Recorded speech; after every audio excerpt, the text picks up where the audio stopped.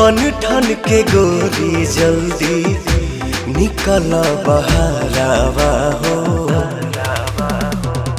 लहे लहे रंगब रानी तोहर साला बहरावा हो। घोर के ले आइल बानी लाला का काला रावा हो। आहा का बात बा।